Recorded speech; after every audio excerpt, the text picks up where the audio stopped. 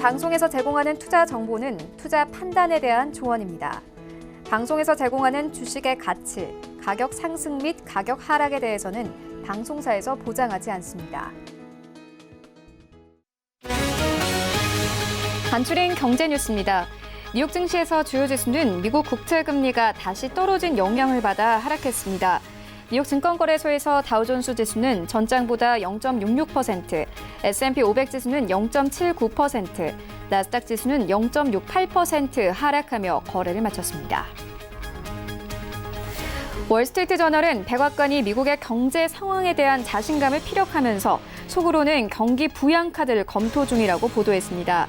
월스트리트 저널 측은 백악관이 급여세와 자본소득세 인하를 탐색하는 백서를 입안했다고 전했습니다. 이에 대해 백악관은 성명을 통해 현 시점에서 급여세 인하를 검토하지는 않는다고 반박했습니다. 이탈리아 연립정부의 위기 속에 주세페 콘테 총리가 현지 시간 20일 사임하겠다는 뜻을 밝혔습니다. 연정의 한 축인 극우정당 동맹 소속 마테오 살비니 내무장관이 지난 8일 반체제 정당인 오성운동과 연정 붕괴를 선언한 지 12일 만입니다. 이탈리아 국채 10년물 금리는 발표 직후 1.32%까지 떨어졌습니다. 7월 생산자 물가지수가 작년 동월 대비로 2년 9개월 만에 하락으로 돌아섰습니다. 21일 한국은행에 따르면 지난달 생산자 물가지수는 한 달 전과 비교해 변동이 없었지만 작년 7월과 비교해서는 0.3% 내렸습니다. 작년 대비 농림수산품 가격이 4.5% 하락했고 국제 유가 하락으로 석유 제품도 8.3% 이상 하락했습니다.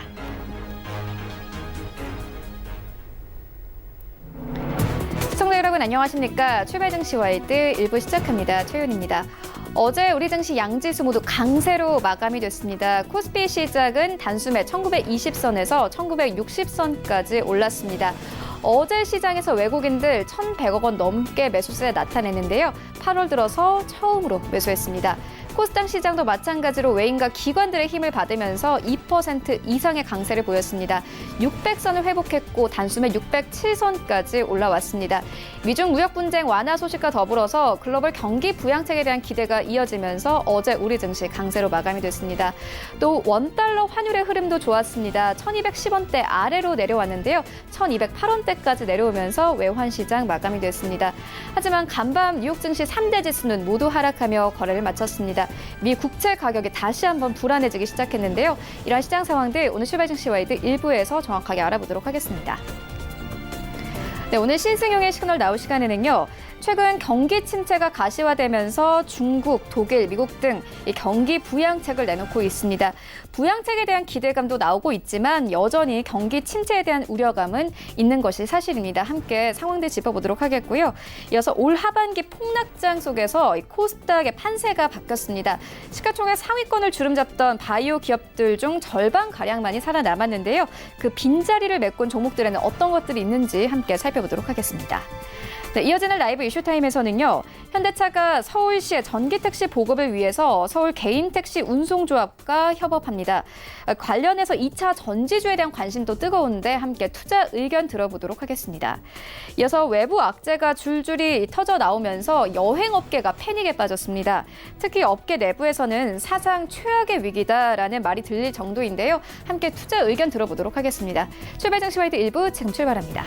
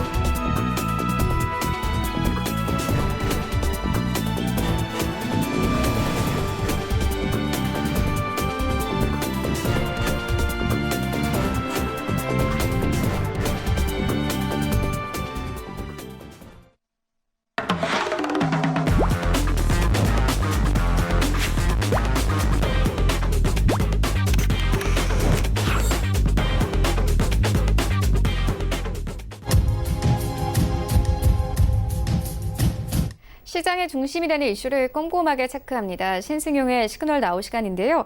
브레인코리아 인베스트 신승용 대표 화상으로 연결되어 있습니다. 안녕하십니까? 네, 안녕하십니까? 네, 먼저 첫 번째 이슈부터 시작을 해보도록 하겠습니다.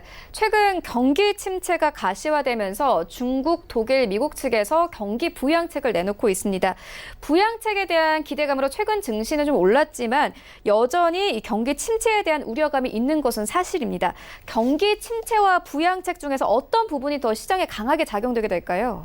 네, 지금 말씀하셨던 대로 그리고 간밤 미국 증시의 움직임을 좀 생각을 해보면요. 지금 현재 말씀하신 방향 그대로 지금 현재 진행이 되고 있는 부분 말씀을 드릴 수 있을 것 같습니다.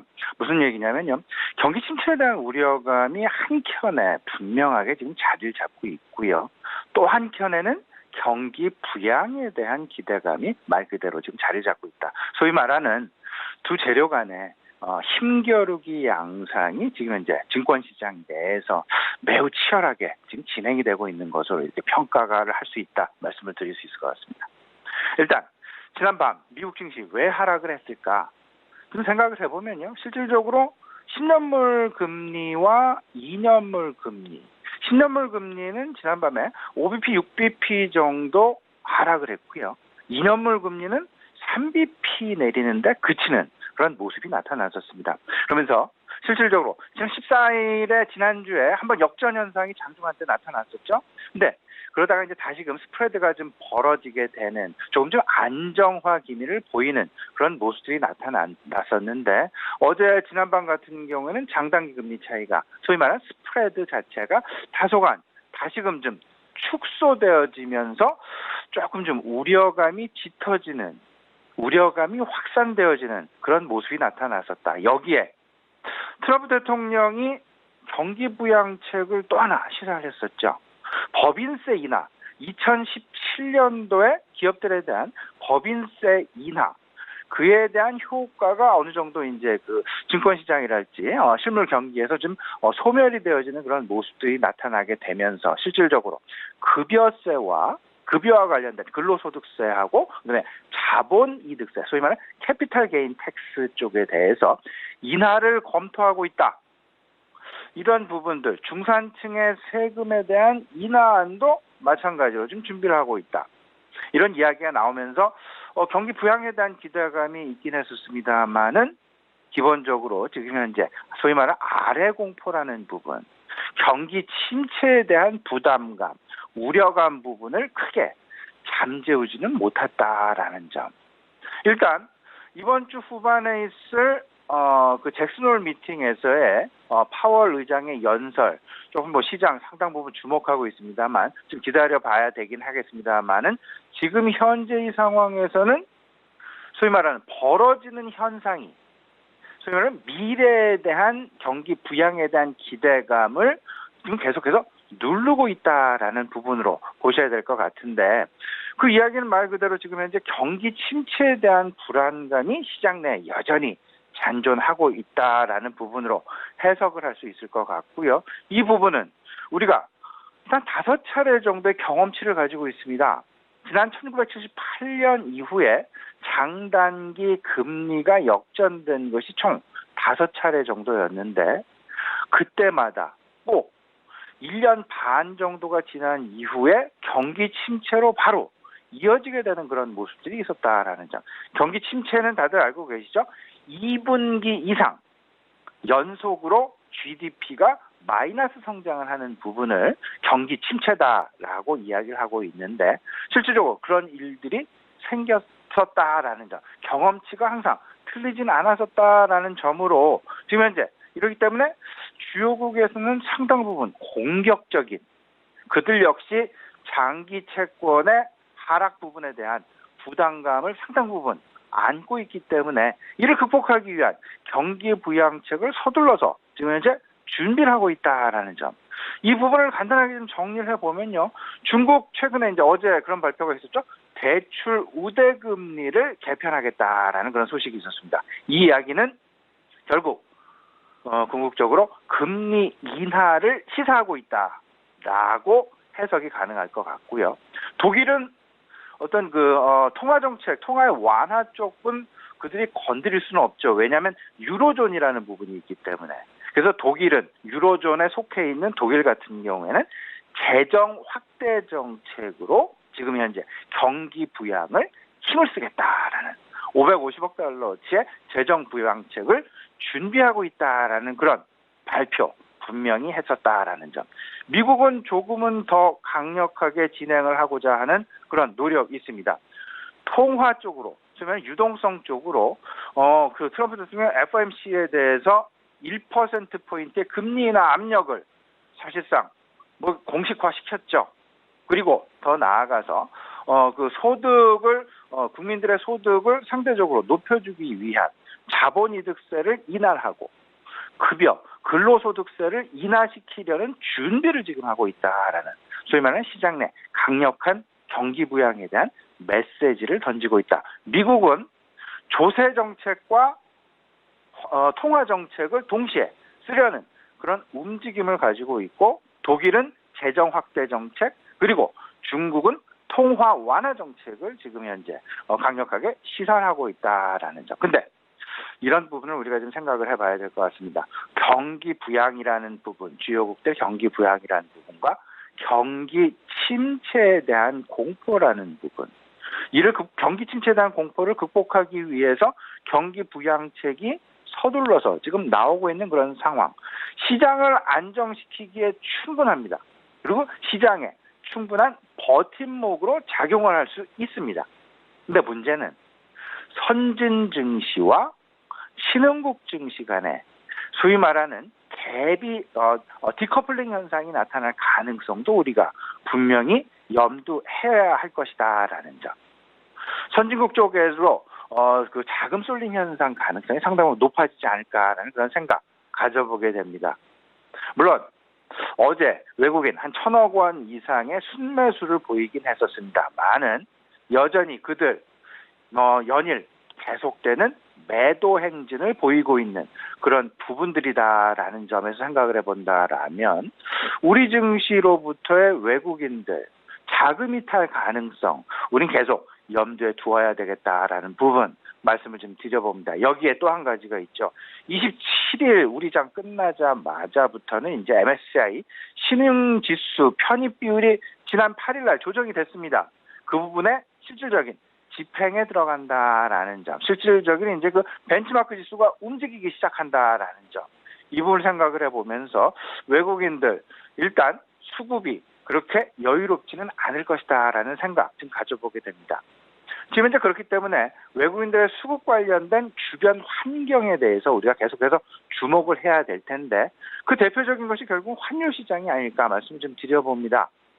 원달러 환율 물론 뭐 어제 같은 경우 좀 안정 양상을 보이긴 했었으나 여전히 1,200원 윗단에서 거래가 되고 있는 그런 상황. 원화가 절하된다라는 부분, 1,200원 이상에 있다라는 이야기는 두 가지 관점에서 좀 생각을 해볼 수 있는데 실물 시장에는 어찌 보면 수출 경쟁력의 강화다라는 그런 차원에서 생각을 해본다라면 우리에게 유리한, 실물 경기에는 유리한 그리고 수입 물가도 상승하기 때문에 인플레이션에 상당히 일정 부분 공헌을 할 수 있는 그런 부분이 분명히 있습니다. 따라서 실물 경기에는 긍정적일 수 있다. 하지만 외국인을 중심으로 한 그리고 전반적인 외국인들의 유동성이나 글로벌 유동성의 우리 시장으로의 유입을 생각을 해본다면 그다지 긍정적인 부분은 분명히 아니다라는 점. 외국인들 환율 부분을 생각을 해본다라면 지금 현재 그들의 수익률 오히려 우리들이 지금 체감하는 것보다 더 지금 악화되어 있는 그런 부분으로 해석을 하셔야 됩니다. 그렇기 때문에 환율의 움직임 계속해서 예의주시하셔야 될 것 같고요. 이제 23일이죠. 금요일인데요. 우리 시장 장 마치고가 될 것 같습니다. 파월 의장의 잭슨홀 미팅 연설 부분. 9월달 17일, 18일 양일간 FOMC 회의가 열리게 되는데 여기서 행정부 트럼프 대통령 중심의 미국 행정부 쪽에서는 계속되는 금리 인하 압력. 근데 FOMC 입장에서는 그 금리 인하에 대해서 명분을 계속해서 찾아야 되겠다. 근데 명분을 찾기에 최근 들어서 그 채권 금리 어떤 그 움직임이나 불안감이나 이런 부분들을 생각을 해본다라면 FOMC 금리 인하에 대한 명분을 분명히 찾아갈 것이다라는 그런 기대감 가져봐도 되지 않을까라는 생각 좀 드는 부분이고요.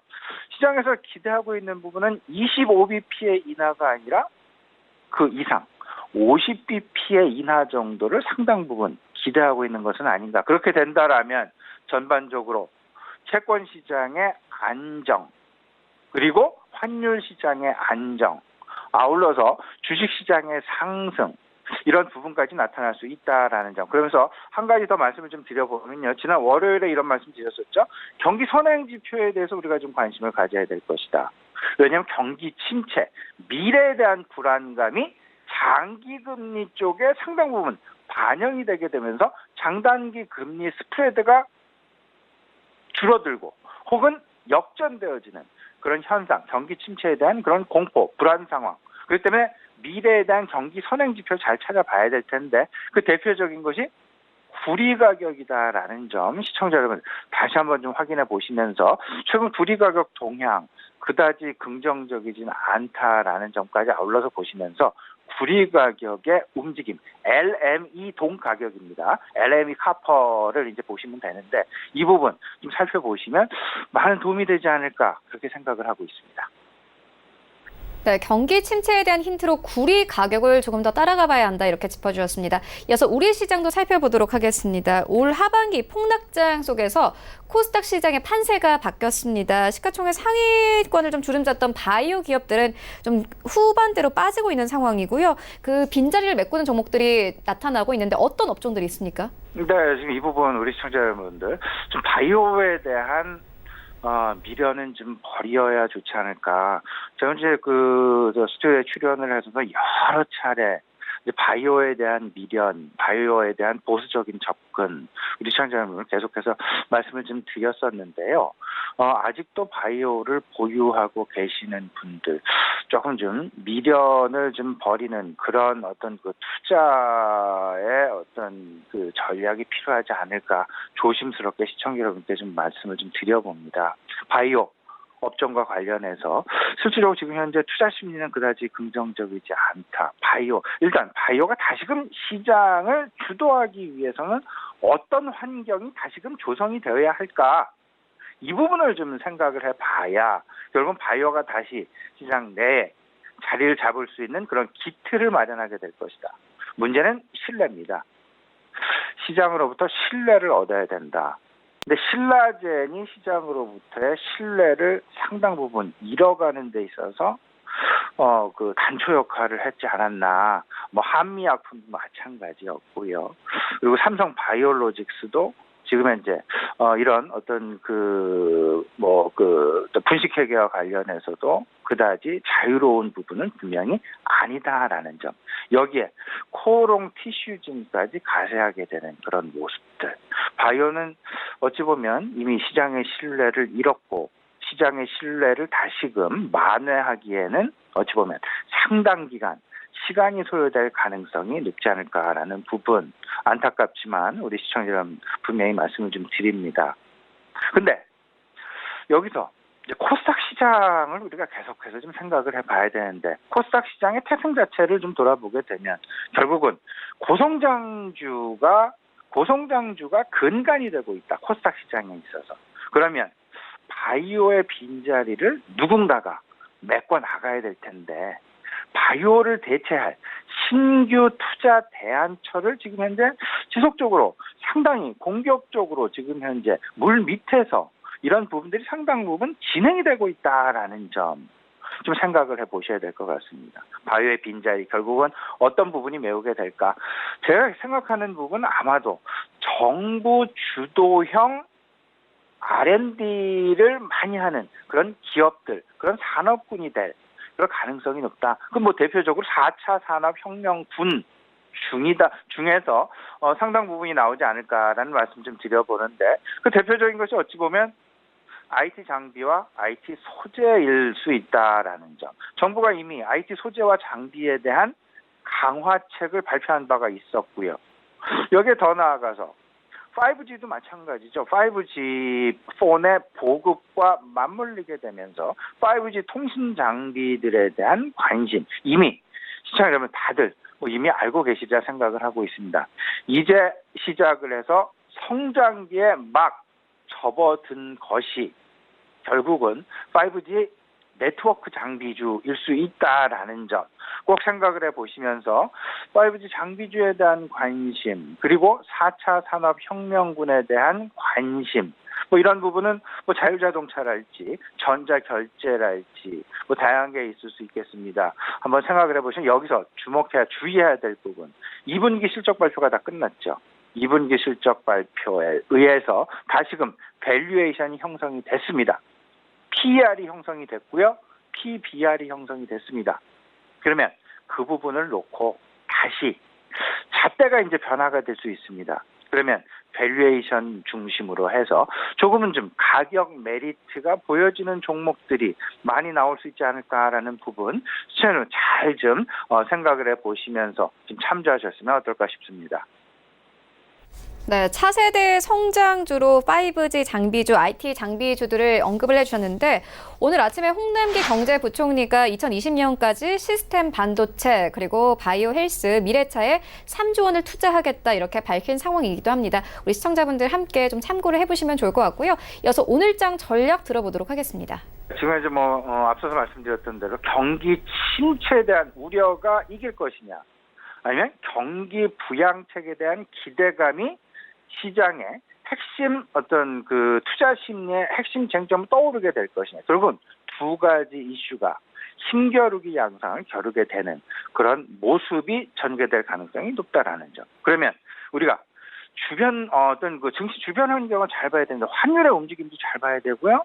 외국인들의 움직임도 잘 봐야 되고 경기 선행 지표의 움직임도 우리가 잘 관찰을 해야 될 것이다라는 점.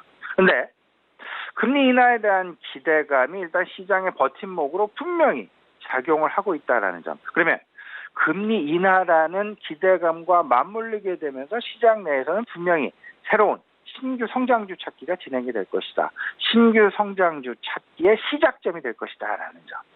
그러면 시장 안정화 국면에서의 고성장주는 분명히 저평가 메리트가 부각이 될 가능성이 있을 수 있고요. 정부가 계속해서 투자를 지원하고 있는 IT 장비, IT 소재, 낸드 플래시도 마찬가지죠. 반도체도요. 이런 부분들 어찌 보면 상당히 우리가 관심을 가지고 그 업종 계속해서 성장주 중에서 바이오를 새롭게 대체할 업종군으로 우리가 투자의 투자 포트폴리오의 중심점에 두고 시장 대응을 해 나가야 되겠다라는 부분 다시 한번 강조해드리고 싶습니다. 네, 이슈와 전략 듣고 왔습니다. 지금까지 브레인코리아 인베스트 신승용 대표와 함께했습니다. 고맙습니다.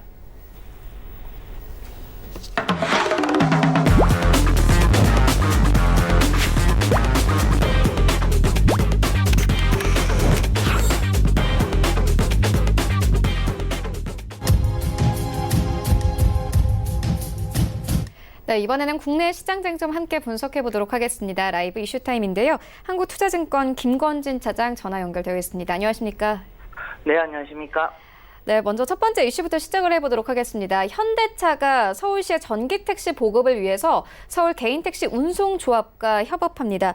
서울시가 계획하고 있는 전기택시 보급 규모는 올해 3,000대인데요. 이와 관련해서 2차 전지주에 대한 관심도 뜨거워지고 있습니다. 2차 전지주 이 상승세 기대해봐도 되겠습니까? 네, 우선은 좀 긍정적으로 보셔도 되는 지금 현재 여건이 마련되고 있는 것 같습니다. 대표적으로 먼저는 원재료에 대한 얘기를 간단하게 해드릴 건데요.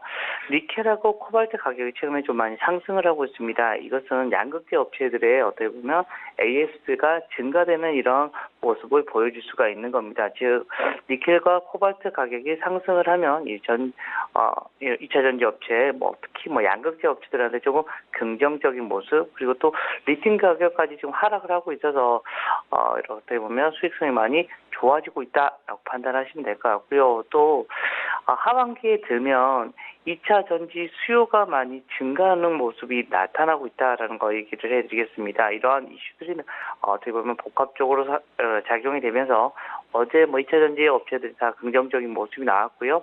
이게 어떻게 보면 좀 시작이 될 수도 있지 않을까라는 생각을 할 수 있을 것 같습니다. 또 어떻게 보면 앞으로의 우리의 자동차의 모습이 대부분 이제는 친환경차, 대표적으로 전기차, 바로 수소차 쪽으로 계속해서 바뀌고 있다. 즉 내연기관에서 전기차로 바뀌어가고 있다는 것을 확인해 줄 수 있습니다. 이런 모습에 어떻게 보면 현대차가 다시 한번 또 불길을 당기고 있는 모습이고요. 최근에 개인택시 조합과 플랫폼 업체가 결합한 모빌리티 연합에 현대자동차가 전기차 택시 3,000대로 지금 현재 뛰어들고 있다라고 발표가 됐습니다.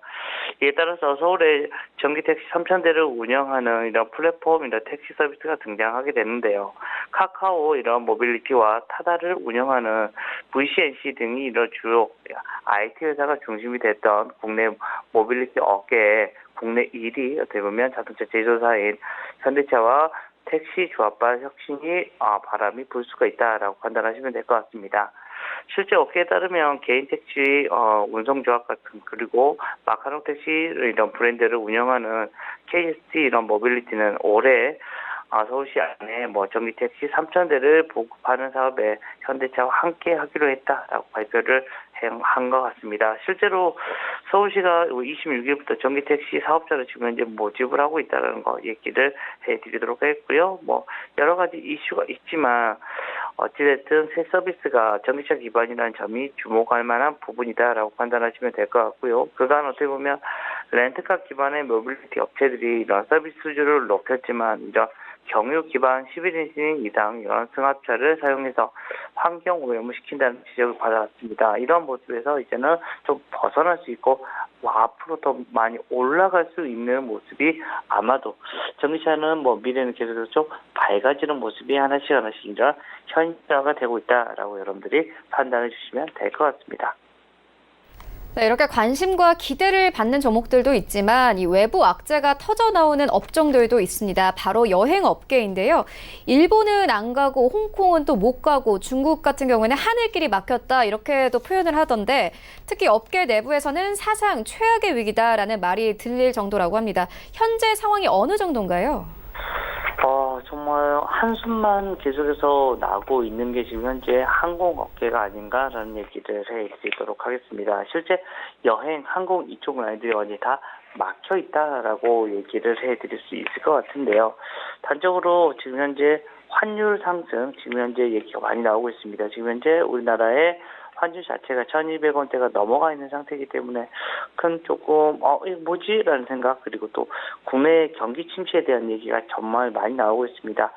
10년 전부터 계속해서 우리 경기 침체 얘기를 해왔지만 실제로 피부로 느끼는 것은 지금이 정말 좀 최악의 국면이지 않나라고 판단할 수 있을 것 같고요. 바로 일본 바로 이웃 국가인 일본 같은 경우 지금 현재 우리나라도 모든 게 일본과의 이런 관련된 것을 모든 것을 다 끊으려고는 하는 우리 국내의 어떻게 보면 심리가 작용을 하고 있고요. 또 거기에 대안책으로 동남아나 홍콩, 중국을 얘기를 하고 있는데 홍콩의 어떻게 보면 대규모 집회 등도 지금 현재 나오고 있고, 또 중국 쪽에서는 신규 취항을 안 시키겠다라는 이런 여러 가지 지금 현재 외부 악재들이 줄줄이 터져 나오고 있다라고 생각을 하시면 될 것 같습니다.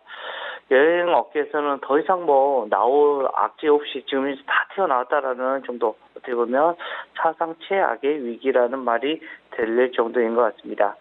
실제로 19일 여행 업계에 따르면 7월 일본의 수출 규제가 불붙인 이런 일본 여행 보이콧으로 국내 주요 여행사들의 일본 상품이 철저히 지금 현재 외면을 받고 있는 것으로 나타나고 있습니다.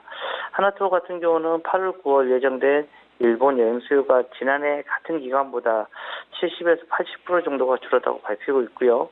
몰스의 경우에는 8월 이후 이런 신규 예약과 취소 건수를 합친 이런 여행객 순 증감수가 제로라고 지금 현재 얘기를 하고 있습니다. 신규 예약이 거의 없고 그나마 있던 예약도 다 취소되는 바람에 실제 여행객이 없다는 의미다라는 얘기를 해드리겠습니다. 9월 초 어떻게 보면 추석 연휴가 있어서 어떻게 보면 대박 시즌입니다. 그럼에도 불구하고 일본 여행 건수는 지난해 추석 연휴 때 이런 10%에 어떻게 보면 그치고 있는 것으로 판단하고 있습니다. 또 일본 대체 여행지로 떠오르고 있는 홍콩도 어떻게 보면 여행객들 외면을 받고 있습니다. 최근 범죄인 인도 법안 반드시가 격화되면서 위기감이 감도는 이런 홍콩을 여행객들이 굳이 갈 필요가 있나라고 기피하고 있다라고 생각을 하시면 될 것 같고요. 실제 최근 홍콩 여행 수요가 예년보다 30% 이상 줄어든 것으로 파악이 되고 있습니다. 최근 또 홍콩 국제공항 시위 점거에 따른 이런 항공편 무력 결항이 위험 체감 수위를 많이 이루고 있다는 것. 그리고 또 중국이 무력 개입까지 가능성이 거론되자 어떻게 보면 여행을 연기하거나 취소하는 비용이 많이 치솟고 있다라는 거 얘기를 해드리겠고, 또 이러한 상황에서 중국 항공 이런 당국이 향후 2개월간은 중국 전 노선에 더 이상 신규 취항을 받지 않겠다라는 이런 통보가 나왔습니다.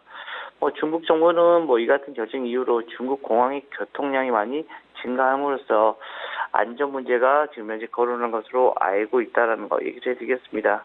그런데 여기서 여행업계는 마땅한 대책이 없어서 좀 더 고심을 하고 있는 것 같습니다. 대체 수요 발굴도 쉽지 않은 데다 경기 부진까지 많이 겹쳐서 해결책을 찾는 데 좀 많이 어려움을 겪고 있다라고 판단을 하시면 될 것 같습니다. 실제 여행에 어떻게 보면 일본 여행에 대체제로 각광을 받던 이런 홍콩과 중국마저의 수요가 급감한다면 여행사들은 실제로 문을 닫아야 할지도 모른다는 이런 고통을 지금 현재 얘기가 나타나고 있는 것 같습니다. 실제 여러 가지 지금 현재 악재는 지금 여행업계, 항공업계에는 전부 다 지금 현재 불고 있는 게 아닌가라고 판단해 주시면 될 것 같습니다. 네, 관련 업계와 관련해서 증권사에서는 당분간 어려운 시기를 감내해야 할 것이다, 이렇게 리포트 내놓고 있는 상황인데요. 계속 주가 흐름을 따라가 보도록 하겠고요. 이어서 다음 이슈로 옮겨가 보도록 하겠습니다. 어제 좀 뜨거웠던 이슈입니다. 오늘 시장에도 큰 영향 줄 것 같은데, 이 효성그룹이 2028년까지 탄소섬유에 1조 원 투자를 결정했습니다. 세계 최대 규모의 탄소섬유 생산 기지를 만들겠다, 이렇게 공언을 했는데요. 시장에 어떤 영향이 있을까요? 네, 어쨌든 좀 긍정적인 이슈인 것 같습니다. 미래에 어떻게 보면 투자처를 또 하나 발견을 하고 있는 거죠. 이미 얘기는 사실 많이 나왔던 겁니다. 사실 탄소섬유는 철보다는 가볍고 그렇지만 강도 10배 이상 강한 첨단 미래 소재다라고 판단하시면 될 것 같습니다. 실제로 효성그룹이 2028년까지 탄소섬유에 1조 원을 투자해서 세계 최대 규모의 탄소섬유 생산 기지를 만들겠다라고 발표를 했습니다. 실제 문재인 대통령께서도 22일 전라북도 전주에 위치한 효성 공장을 방문해서 탄소섬유를 국가 전략 산업으로 육성하겠다, 어떻게 보면 정부에서도 밀어주겠다라고 발표를 했기 때문에 조금 더 어떻게 보면 탄력성이 더 붙는 것 같습니다. 실제 조윤준 이런 효성 회장은 탄소섬유에 향후 9년간 1조 원을 투자하겠다는 계획을 발표했고요. 현재 연생산량 2,000톤 규모의 이러한 공장을 2028년까지 12배 더 키워 연간 24,000톤으로 한 10개 라인을 확대한다는 것이다라는 얘기를 해드리겠습니다. 효성이 어떻게 보면 투자 완료 시에 세계 최대 규모의 탄소섬유 설비를 보유할 것으로 지금 현재 보고 있고요. 효성이 2000년대 초 탄소섬유 독자 개발에 착수해서 현재까지 약 3,200억 원을 투자한 점을 고려하면 1조 원은 효성 내에서 역대 최대 규모의 투자다라고 판단하시면 됩니다. 어떻게 보면 이런 탄소섬유의 이런 미래 가치에 더욱 주목을 해서 독자적인 기술 개발에 많이 뛰어들었었고요. 탄소섬유를 키워서 소재 강국의 대한민국에 대한 얘기가 계속해서 나타나고 있다라는 얘기를 해드리겠습니다. 1조 원 투자가 완료가 되면 글로벌 시장 내 이런 효성의 점유율이 현재 11위 정도입니다. 지금 시장 점유율 2%에서 3위 정도로 올라설 것으로 지금 현재 내다보고 있고요. 일자리 창출도 상당히 크게 일어날 수 있을 것이다라는 거 얘기를 해드리겠습니다. 실제 효성 같은 경우는 2011년 일본, 미국, 독일에 이어서 세계에서 4번째로 탄소섬유를 개발해 소재 국산화에 성공을 했습니다. 실제 탄소섬유 같은 경우는 자동차용 내장 외제, 그리고 건축용 보강제, 그리고 항공기 등 첨단 기술, 산업, 스포츠, 레저 등의 소비재까지 철이 들어간 모든 제품과 어떻게 보면 쉽게 어떻게 보면 철을 대체할 수 있는 미래 소재로 꼽히고 있습니다. 원료인 탄소 같은 경우는 석유에서 쉽게 구할 수 있지만 탄소 섬유로 개발하면 부가가치는 어떻게 보면 수백 배로 뛸 수 있는 것이다라고 얘기를 해주겠습니다. 실제 일본과의 이런 경쟁을 좀 많이 할 수 있는 모습이 나타날 수 있을 것 같고요. 이번 정부에서도 미래 성장 전략으로 꼽는 수소 경제와 어떻게 보면 탄소 섬유에 좀 밀접한 관계를 가지고 있는 게 아닌가라고 판단을 하면 될 것 같습니다. 정부에서도 밀어주고 기업에서도 강한 의지를 가지고 있는 탄소 섬유 이 관련된 업종들을 여러분들이 좀 더 관심 있게 보여야 될 것 같다라는 얘기를 드리겠습니다. 네, 증권사에서는 이와 관련해서 효성 첨단 소재가 수혜를 볼 것으로 내다봤습니다. 목표 주가를 16만 원에서 18만 원으로 오늘 아침 상향 조정을 했는데요. 오늘 자양 대응하실 때 함께 살펴보시면 좋을 것 같고요. 이어서 오늘장 전략 들어보도록 하겠습니다. 네, 오늘장 여러 가지 이슈가 또 미국 시장에서 좀 나왔었습니다. 실제로 미국채 이런 10년물 국채 금리가 1.54까지 하락하자 다시 리세션 얘기, 바로 이 장단기 금리가 역전될 수 있는 게 아니냐라는 얘기가 좀 나타났다라는 거 얘기를 하도록 하겠고요. 또 이탈리아 쪽에서도 좀 지금 정치적 불확실성이 좀 많이 커지고 있고 이탈리아의 재정 문제가 EU와의 어떻게 보면 갈등을 이야기할 수도 있을 것 같다라고 판단을 할 수 있을 것 같습니다. 그렇지만 오늘은 아침 시작은 별로 좋지는 않지만 오후에는 다시 어제의 상승을 좀 이어갈 수 있는 분위기가 나타나줄 수 있지 않을까라는 판단을 할 수 있습니다. 실제 계속해서 트럼프 대통령이 미중 간의 무역 분쟁에 대한 얘기를 조금 긍정적으로 얘기가 많이 나타나고 있다라는 거 얘기를 해드리도록 했고요. 급여세와 어떻게 보면 자본세의 이런 인하 검토 중이라는 이런 여러 가지 좀 긍정적인 것을 얘기가 나타나고 있기 때문이다라는 거 얘기해 드리겠고요. 우리나라 시장에서 지금 현재 주목해야 될 종목들을 조금 슬림화를 많이 해야 될 필요가 있지 않나라는 얘기를 해드리겠습니다. 지금 현재 2분기 실적까지 마무리가 됐습니다. 여전히 숫자는 별로 좋지는 않게 나왔습니다. 여러분들이 잘 기억하셔야 될 것 같고요. 그렇지만 여기에서도 분명히 잘 나오는 업군이 있습니다. 바로 자동차 부품 업체들 그리고 5G 관련된 이런 업체들은 실적이 아주 서프라이즈하게 계속해서 나오고 있다라는 거 여러분들께 안내를 해드릴 수가 있을 것 같고요. 오늘 대표적으로 조금 대외적으로 좀 주요 일정이 될 수 있는 게 바로 한일 간의 이런 무역 외교 이런 장관 회담이 오늘 좀 나타난다라는 거, 그리고 FOMC 의사록이 현지 시간으로 발표가 된다라는 거 여러분들 좀 참고하면서 대응하시면 좋을 것 같다는 얘기를 드리겠습니다. 네, 이슈와 전략 짚고 왔습니다. 지금까지 한국투자증권 김건진 차장과 함께했습니다. 고맙습니다. 네, 감사합니다. 네, 1부는 여기서 모두 마치도록 하고요. 잠시 후 2부에서는 전문가들과 함께하는 종목 라이브쇼, 라이브 매매 타임이 이어집니다.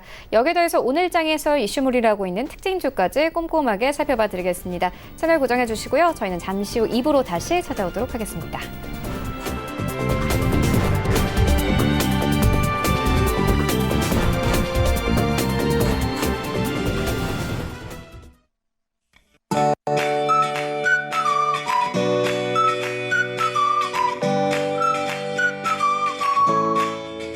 안녕하세요. K웨더 라이프스타일 리보 박유라입니다. 오늘 충청 이남과 제주도에 비 소식이 있습니다. 현재 위성 영상 보시면 남동해안과 제주를 중심으로 비가 시작됐는데요. 낮에는 전남과 경남으로 확대되겠고 저녁에는 전북과 경북 남부에도 비가 오겠습니다. 한편 충청 남부와 경북 북부는 오후 한때 소나기가 지날 것으로 보입니다. 이 비는 내일까지 이어지겠고 제주도와 남동해안은 오늘 오전까지 소강 상태를 보일 때가 있겠습니다. 이번 비는 전남과 경남, 제주도로 많은 비가 예상되는데요. 특히 내일 새벽부터 낮 사이 시간당 30mm의 집중호우와 함께 돌풍과 벼락이 치는 곳이 있겠습니다. 양은 이대적으로 50에서 100, 많은 곳은 150mm 이상이 되겠는데요. 산사태 및 침수 피해가 발생할 수 있는 만큼 미리 대비를 잘 하셔야겠습니다. 그 밖의 지역은 전북과 경북의 30에서 60, 충청도의 10에서 40mm가 되겠습니다. 한편 차츰 흐린 가운데 곳곳으로 비가 오면서 더위가 차츰 수그러들겠는데요. 오늘 서울의 낮 기온 31도로 어제보다 2도가량 낮겠고요. 내일은 30도까지 내려가겠습니다. 또 주 후반에는 29도 선으로 앞으로 심한 폭염은 없겠습니다. 한편 토요일에는 남부지방에 소나기 소식이 있고요. 일요일과 다음 주 월요일 사이에는 강원 영동에 비가 내릴 것으로 보입니다. 오늘은 동해상에 위치한 고기압의 가장자리에 들겠고요. 남부지방은 남해상에 위치한 기압골의 영향을 받겠습니다. 다음은 자세한 지역별 날씨입니다. 중부지방의 하늘 차츰 흐려지겠고 낮 동안 충남을 중심으로 폭염주의보가 내려진 가운데 33도 안팎까지 올라 덥겠습니다. 동해안 구름 많겠고 경북 북부로 한때 소나기가 지나겠습니다. 낮 기온 강릉과 속초 28도가 되겠습니다. 남부지방 비가 오는 경상도는 더위가 덜하겠지만 전라도는 폭염특보가 내려진 가운데 낮 동안 전주와 광주 31도까지 오르겠습니다. 내일까지 남해상과 동해남부 해상은 돌풍과 벼락이 치는 곳이 있겠고요. 오늘은 제주 남쪽 먼바다, 내일은 남해 먼바다와 동해남부 먼바다를 중심으로 물결이 약간 높게 일겠습니다. 기상정보였습니다.